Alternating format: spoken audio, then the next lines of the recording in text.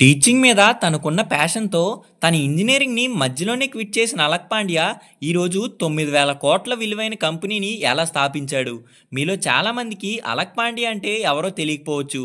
కానీ ఫిజిక్స్ వాలా అంటే అందరికీ తెలుస్తుంది.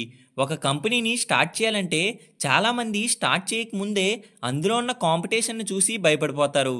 కానీ తనకు ఉన్న ఐడియాతో అది పాసిబుల్ అని ప్రూవ్ చేశాడు Physics Wallah. Publicity and advertising కోసం బైజూస్, అన్అకాడమీ అండ్ వేదాంతు లాంటి కంపెనీస్ కోట్లు ఖర్చు పెడుతుంటే అసలు యాడ్సే వేయకుండా అండ్ మార్కెటింగ్ మీద ఒక్క రూపాయి కూడా ఖర్చు పెట్టని ఫిజిక్స్ వాలా ఈరోజు నెంబర్ 1 పొజిషన్లో ఉంది.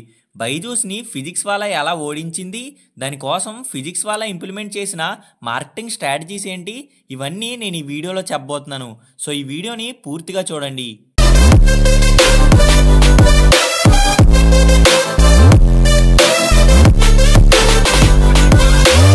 మీకు నేను చెప్పేది ఏది అర్థం కావాలన్నా అసలు ఈ ఆన్లైన్ ఎడ్యుటెక్ కంపెనీలు ఎలా స్టార్ట్ అయ్యాయో మీకు తెలియాలి. దీని అంతటికీ కారణం బైజూస్ అని మీకు అందరికీ తెలుసు. కరోనాకి ముందు వరకు బైజూస్ అంతా ఫేమస్ కాదు. కానీ కరోనా తర్వాత దీన్ని ఒక బిజినెస్ ఆపర్చునిటీగా తీసుకున్న బైజూస్ కంపెనీ ఆన్లైన్లో వాళ్ళ కోర్సులు అమ్మడం మొదలుపెట్టింది. అలా ఈ ఆన్లైన్ ఎడ్యుటెక్ కంపెనీలు స్టార్ట్ అయ్యాయి. ఈ స్టోరీని పక్కన పెట్టి ఇప్పుడు అలక్ పాండే గురించి ఒకసారి చూద్దాం. అలక్ పాండే ఉత్తరప్రదేశ్లో ఒక చిన్న టౌన్ నుంచి వచ్చాడు. అయితే ఇంట్లో పరిస్థితులు బాగోలేక ఫైనాన్షియల్ సపోర్ట్ కోసం ట్యూషన్స్ చెప్పడం స్టార్ట్ చేశాడు. తర్వాత తన ఇంజనీరింగ్ని మధ్యలోనే ఆపేసి తన సొంత ఊరు వచ్చి ఒక కోచింగ్ ఇన్స్టిట్యూట్ పెట్టాడు. అది బాగా సక్సెస్ అయింది. అండ్ అందులో కోచింగ్ తీసుకున్న చాలామంది జేఈ మెయిన్స్ అండ్ నీట్ని కూడా క్రాక్ చేశారు. సో చాలామంది స్టూడెంట్స్ ఒక యూట్యూబ్ ఛానల్ స్టార్ట్ చేసి వీడియోస్ చేయమని అలక్ పాండేకి సజెషన్ ఇచ్చారు. సో 2016లో అలక్ పాండే ఫిజిక్స్ వాలా అనే పేరుతో ఒక యూట్యూబ్ ఛానల్ స్టార్ట్ చేశాడు. అండ్ 2019 కల్లా 20 lakhs సబ్స్క్రైబర్స్ ఫిజిక్స్ వాళ్ళకు వచ్చారు. అండ్ అప్పుడు Alakh Pandey Byju's and other edutech కంపెనీలు చేసే మోసం గురించి గమనించాడు.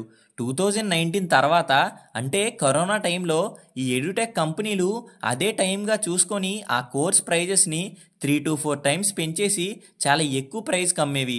సో అందరికీ క్వాలిటీ ఆఫ్ ఎడ్యుకేషన్ ఇద్దామనుకున్నాడు. అందరికీ క్వాలిటీ ఆఫ్ ఎడ్యుకేషన్ ఎందుకు ఇద్దామనుకున్నాడంటే బైజూస్ లాంటి కంపెనీలు రిచ్చా పూరా అని చూడకుండా అందరికీ వాళ్ళ కోర్సులు అమ్మేసేది. అండ్ ఆ టైంలో మిడిల్ క్లాస్ ఫ్యామిలీస్ వీటిని అఫోర్డ్ చేయలేకపోయేవి. ఎందుకంటే ఆ టైంలో ఎక్కువగా వర్క్స్ లేకపోవడం వల్ల. కరోనా ఎలా చేసిందో మీకు అందరికీ తెలుసు. అప్పుడు అలక్ పాండేకి అనిపించింది ఏంటంటే మనం యూట్యూబ్ ద్వారా మంచి వీడియోస్ చేస్తున్నాం, అలానే ఒక యాప్ని లాంచ్ చేసి అన్ని కోర్సులు తక్కువ రేటుకే ఇద్దామని ఫిక్స్ అయ్యాడు. సో అందుకే 2020లో ఫిజిక్స్ వాలాని ఒక యాప్గా లాంచ్ చేశాడు. సో తనకి పార్ట్నర్గా అండ్ కంపెనీని నడిపించడానికి ప్రతీక్ మహేశ్వరి అనే వ్యక్తిని హైర్ చేసుకున్నాడు. అండ్ ప్రతీక్ మహేశ్వరి చాలా స్టార్టప్స్ని స్టార్ట్ చేశాడు. అయితే ప్రతీక్ మహేశ్వరిని ఎందుకు హైర్ చేసుకున్నాడో నేను తర్వాత చెప్తాను. సో ఇప్పుడు మళ్ళీ ఒకసారి బైజూస్ స్టోరీలోకి వెళ్దాం. First mover advantage. నేను చాలా వీడియోస్లో దీని గురించి చెప్పాను. ఏదైనా ఒక కంపెనీ ఒక కొత్త సర్వీస్ని కానీ బిజినెస్ని కానీ స్టార్ట్ చేస్తే ఆ కంపెనీకి సక్సెస్ అయ్యే పొటెన్షియాలిటీ అనేది చాలా ఎక్కువగా ఉంటుంది. అండ్ కస్టమర్స్కి ఆ కంపెనీ మీద చాలా నమ్మకం ఏర్పడుతుంది. అయితే బైజూస్ ఈ ఫస్ట్ మూవర్ అడ్వాంటేజ్ని నిలబెట్టుకోలేకపోయింది. ఎక్కువ కోర్సులు అమ్మాలి అనే థాట్తో రాంగ్ స్టెప్ వేసి కంప్లీట్గా ఆ నమ్మకాన్నే కోల్పోయింది. అండ్ ఇప్పుడు బైజూస్ మూతపడే సిచ్యువేషన్కి రావడానికి మెయిన్ రీజన్ ఎక్కువ కోర్సులు అమ్మేయాలని బైజూస్ కంపెనీ ఎంప్లాయీస్ మీద చాలా ప్రెజర్ పెట్టింది. సో వీళ్ళు ఆ ప్రెజర్ని తట్టుకోలేక అవసరం లేని వాళ్ళకు కూడా ఈ కోర్సులు అమ్మేసేవారు. అండ్ ఫైనాన్షియల్ లోన్ కంపెనీస్తో పార్ట్నర్షిప్ చేసుకొని పేరెంట్స్కి ఈ కోర్సులు అమ్మేవారు.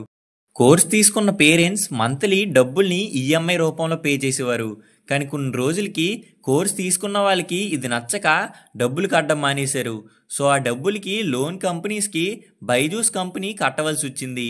అండ్ బైజూస్ కంపెనీ లాసుల్లోకి వెళ్ళిపోవడానికి ఇంకో మెయిన్ రీజన్ లాసుల్లో ఉన్న చిన్న చిన్న ఎడ్యుటెక్ కంపెనీలని కొనేయడం. White Hat Junior, Toppr, Thinker and Scholar లాంటి డిఫరెంట్ చిన్న చిన్న కంపెనీలను కొనేసింది. వాటిని లాసుల్లో నుంచి తీసుకొని రాకపోగా బైజూసే నష్టాల్లోకి మునిగిపోయింది. సో ఇప్పుడు ప్రెజెంట్ సిచ్యువేషన్ అంతా మీకు అర్థమైంది కదా. ఇది 2022 తర్వాత సినారియో. ఇప్పుడు ఫిజిక్స్ వాళ్ళ ఎలా బైజూస్నే కాకుండా అన్అకాడమీ లాంటి డిఫరెంట్ ఎడ్యుటెక్ కంపెనీస్ని ఎలా ఓడించిందో ఇప్పుడు చూద్దాము. అందులో నెంబర్ 1 అలక్ పాండే అందరికీ ఈక్వల్గా ఎడ్యుకేషన్ ప్రొవైడ్ చేద్దాం అనుకున్నాడు. అంటే మారుమూల గ్రామాల నుంచి మహానగరాల వరకు. కానీ స్టార్టింగ్లో Byju's and Unacademy tier 1 and tier 2 సిటీస్లో మాత్రమే వాళ్ళ కోర్సులు అమ్మేది. కానీ అలక్ పాండేకి తెలిసిన విషయం ఏంటంటే సుమారుగా 10 లక్షలకు పైగా స్టూడెంట్స్ జేఈ మెయిన్స్కి ప్రతి సంవత్సరం అప్లై చేస్తున్నారు. అయితే అందులో 60% of the students tier 2 and tier 3 cities నుంచి మాత్రమే అప్లై చేస్తున్నారు. నెక్స్ట్ నీట్కి కూడా ఇంతే, టైర్ 2 సిటీస్ నుంచే ఎక్కువ మంది అప్లై చేస్తున్నారు. అంటే ఇక్కడ మెయిన్ మార్కెట్ మొత్తం టైర్ 2 అండ్ టైర్ 3 సిటీస్లో ఉందని గమనించిన అలక్ పాండే తన కోర్సుల్ని చాలా తక్కువ ప్రైస్కి ఇచ్చేవారు. జేఈ మెయిన్స్ అండ్ నీట్ కోర్సుల్ని బైజూస్ అండ్ అన్అకాడమీ ₹1,00,000 అమ్మితే అలక్ పాండే మాత్రం జస్ట్ 4,200కు మాత్రమే అమ్మేవాడు. వీటి మధ్య అంత డిఫరెన్స్ ఉండేది. And number 2 content creators are turning into entrepreneurs. ఇది మీకు బాగా అర్థం కావాలంటే ఈ 2 ఎగ్జాంపుల్స్ చూడండి. ఇండియాలోనే ఫేమస్ టెక్ యూట్యూబర్ అయిన టెక్నికల్ గురూజీ ఆల్రెడీ ఈ టెక్ కమ్యూనిటీలో బాగా ఎస్టాబ్లిష్ అయి ఉన్నాడు. అండ్ ఆల్మోస్ట్ 2 crore+ సబ్స్క్రైబర్స్ ఉన్నారు. ఒకవేళ ఏదైనా టెక్ బ్రాండ్ని టెక్నికల్ గురూజీ కానీ స్టార్ట్ చేస్తే ఈజీగా తనకున్న ఫ్యాన్స్ నుంచే ఫ్రీ పబ్లిసిటీ అవుతుంది అండ్ బ్రాండ్ ఈజీగా సక్సెస్ అవుతుంది. అంతెందుకు మన తెలుగులోనే ద ఫ్యాషన్ వర్జ్ అనే ఫ్యాషన్ యూట్యూబర్ ఉన్నాడు. అతను టోన్స్ అనే క్లాతింగ్ కంపెనీని స్టార్ట్ చేశాడు అండ్ తన సబ్స్క్రైబర్సే అందులో చాలా వరకు క్లాత్స్ని కొంటున్నారు. సో చాలామంది తన సబ్స్క్రైబర్స్ని తన కస్టమర్స్గా కూడా మార్చుకున్నారు. ఇలానే ఫిజిక్స్ వాళ్ళకు కూడా 1 crore+ సబ్స్క్రైబర్స్ ఉన్నారు. అందువలన చాలామంది స్టూడెంట్స్ ఈ ఫిజిక్స్ వాళ్ళలో కోర్సులు కొంటున్నారు. And number 3 marketing. Byju's and Unacademy చాలామంది సెలబ్రిటీస్తో అడ్వర్టైజింగ్ చేయిస్తుంది. మహేష్ బాబు, షారుఖ్ ఖాన్ అండ్ ఇంటర్నేషనల్గా అయితే ఫేమస్ ఫుట్బాల్ ప్లేయర్ అయిన మెస్సీతో కూడా పార్ట్నర్షిప్ చేసుకుంది. అండ్ అన్అకాడమీ కూడా ఎంఎస్ ధోని లాంటి వాళ్ళతో అడ్వర్టైజింగ్ చేయించింది. అయితే మీరు ఇక్కడ నన్ను అడగొచ్చు, ప్రతి కంపెనీ ఇదే కదా చేసేది అని. కానీ ఇక్కడే పెద్ద మైనస్ ఉంది. మూవీస్ అండ్ స్పోర్ట్స్ ఇవి 2 ఎంటర్టైన్మెంట్ కేటగిరీలోకి వెళ్తాయి. కానీ ఎడ్యుకేషన్ కంప్లీట్గా డిఫరెంట్. మీరు ఆఫ్లైన్ మార్కెట్ని ఒకసారి చూస్తే అంటే చైతన్య నారాయణ వాళ్ళ ర్యాంక్స్తోనే అడ్వర్టైజింగ్ చేస్తుంది. అయితే ఈ ఆఫ్లైన్ మార్కెట్ని గమనించిన ఫిజిక్స్ వాళ్ళ కోర్సులు తీసుకొని ర్యాంక్స్ కొట్టిన వాళ్ళతో డిబేట్స్ లాంటివి ప్లాన్ చేసి మార్కెటింగ్ చేసుకున్నాడు. అండ్ అది కూడా యూట్యూబ్ ఛానల్స్లోనే పెట్టేవాడు. అండ్ ఫిజిక్స్ వాళ్ళకి 78+ యూట్యూబ్ ఛానల్స్ ఉన్నాయి. సో అందులోనే ఫ్రీగా పబ్లిసిటీ జరిగేది. అందుకే ₹1 కూడా ఖర్చు పెట్టిన ఫిజిక్స్ ఇప్పుడు నెంబర్ 1 పొజిషన్లో ఉన్నాడు. మార్కెటింగ్ మీద కోట్లు ఖర్చు పెట్టిన పెద్ద కంపెనీలు ఇప్పుడు నష్టాల్లో మునిగి తేలుతున్నాయి. And number 4 increasing of customer acquisition cost, CAC. Customer acquisition cost అంటే ఒక్కొక్క కస్టమర్ కోసం ఆ కంపెనీ ఎంత ఖర్చు పెట్టి ఆ కస్టమర్ని ఆ ప్రొడక్ట్ అమ్మేలా చేస్తుందో ఆ ప్రైస్నే కస్టమర్ ఎక్విజిషన్ కాస్ట్ అంటారు. దీనికోసమే అడ్వర్టైజింగ్ అండ్ మార్కెటింగ్ కూడా చేస్తారు. అయితే కరోనా స్టార్టింగ్లో చాలా ఈజీగా కస్టమర్స్ని సంపాదించేవారు. అంటే కంపెనీ ఖర్చు పెట్టే ₹100లో ₹20 ఖర్చు పెడితే చాలు. కానీ కరోనా తర్వాత స్కూల్స్ అండ్ కాలేజెస్ ఓపెన్ అవ్వడం వలన ఈ ఆన్లైన్ కోర్సులు తీసుకునే వాళ్ళు తగ్గిపోయారు. సో దీనికోసం కంపెనీకి వచ్చే రెవెన్యూలో 80% ఈ ఎడ్యుటెక్ కంపెనీలు కొత్త కస్టమర్స్ని తీసుకురావడానికి ఖర్చు పెడుతున్నాయి. సో ఈ కస్టమర్ ఎక్విజిషన్ కాస్ట్ పెరిగిపోవడం వలన చాలా డబ్బుల్ని మార్కెటింగ్ మీద ఖర్చు పెట్టేవి. కానీ కొత్త కస్టమర్స్ వచ్చేవాళ్ళు కాదు, ఎందుకంటే స్కూల్ ఓపెన్ అయిపోయాయి కాబట్టి.